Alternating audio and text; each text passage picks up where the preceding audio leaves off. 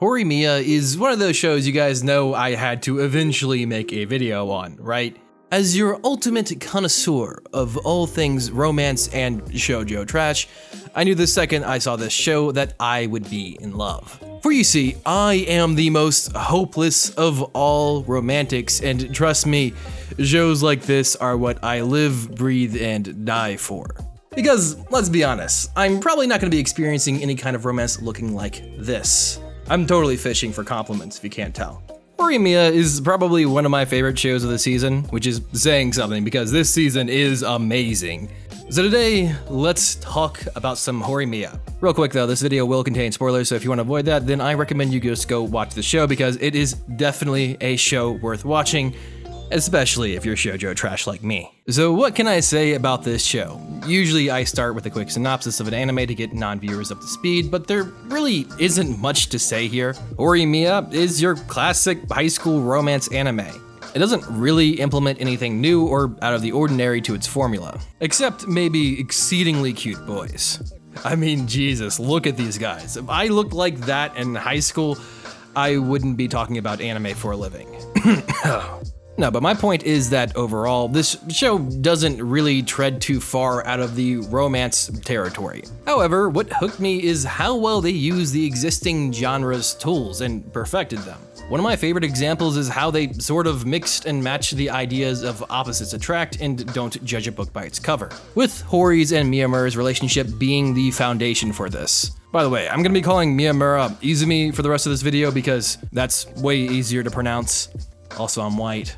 Either way, Hori is seemingly the popular girl that's friends with everyone and super smart and carefree. But when she's away from school, she's studious and a hard-working girl who is basically taking care of her little brother and all of the housework herself. Mostly because her mother is always out at work. Whereas Izumi is a loner who looks like a nerdy otaku at high school and has no friends. But outside of school, he has a six-pack, glowing eyes, and some choice piercings, and a full body tattoo. You know, on a serious note, how the hell did a 16-year-old manage to find someone who would be willing to give him a full body tattoo in Japan, no less? If you don't know the culture of tattoos in Japan, it's actually pretty interesting. I'd recommend looking it up. But yeah, that's probably the most unrealistic part about him. Nevertheless, these two people, who seem like complete opposites both inside of school and outside of it, become friends. Partly because they can both relate that they change their personas when they are in school, and also because of Sota getting along with Izumi so well. By the way, Sota is Hori's little brother. So after that, it's just kind of your standard but very well done romance that blossoms between the two characters. They actually shied away from a big confession scene and went for something a bit more tasteful and cute. Izumi telling her that he's in love with her, then having her father come in and interrupt them, only to ask Hori if Izumi is her boyfriend, and she coyly responds with yes. I don't really do that scene justice, but take my word, that scene was so well done. But also, I do kind of like how the show can get a bit hot and heavy sometimes. It just goes so well with the weird idiosyncrasies the two characters have. Like the fact that Hori is kind of into dirty talk and Izumi is terrified to talk to her like that. Just plenty of other things like that that always lead to some funny moments.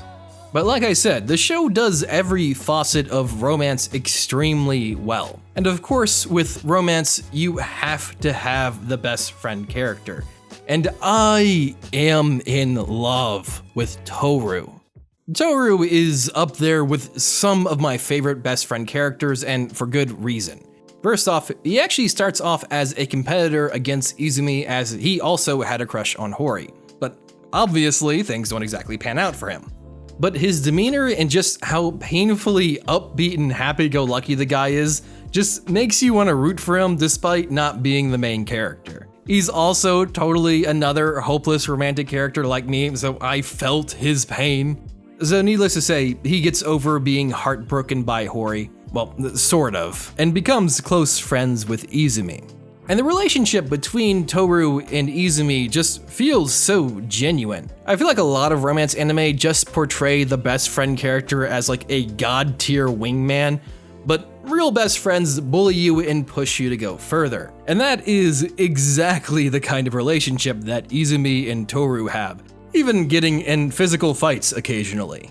The other thing this show does extremely well is actually giving this guy genuine prospects. Despite Toru getting rejected, he does have two girls that are into him, and once again, both are well-developed characters with their own sets of problems and ways of tackling things. This would be fantastic for Toru, if he wasn't such an idiot and assumed that every girl he knows would never be into him.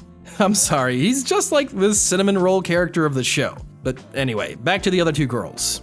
Sakura is a girl who gets eyes for Toru after he treats her kindly a few times and she begins actively pursuing him. She has some of her own dilemmas, mostly thinking she isn't worth the time of day, but she gets a pep talk from her friend in the student council and pushes onwards and continues pursuing Toru. And the big one is Yuki. Yuki is actually practically a main character who is a part of the main clique. Her big issue is that she bottles up her emotions and always puts others before herself to the point of detriment.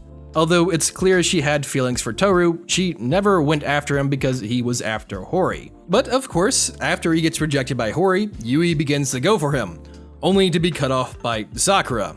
And once again, to her own detriment, she puts others before herself. I really can't express how well written even these side characters are in the show. It's just that every character in this anime is so wholesome and you want to root for each one. Yo, I just realized I believe in a throuple. Toru deserves it anyway, let's be real. Anyway, back to the actual script. There are a couple of other mini relationships that happen with other characters that are equally as great. It's just one of the most well-crafted romance anime I've watched in quite some time. There are so many heart-throbbing scenes and parts of the anime that make you just want to cheer. It doesn't go out of its way to reinvent the wheel, but it doesn't have to. I've always believed and stand by a simple story told well is a powerful thing. It's just kind of so good that it hurts the poor, hopeless romantic that is me. Thank you for watching. Man, I really have a love-hate relationship with romance anime because they just remind me how long I've been single. Let's play a game. How long do you guys think I've been single? I'll have options. You guys go ahead and put it in the comments.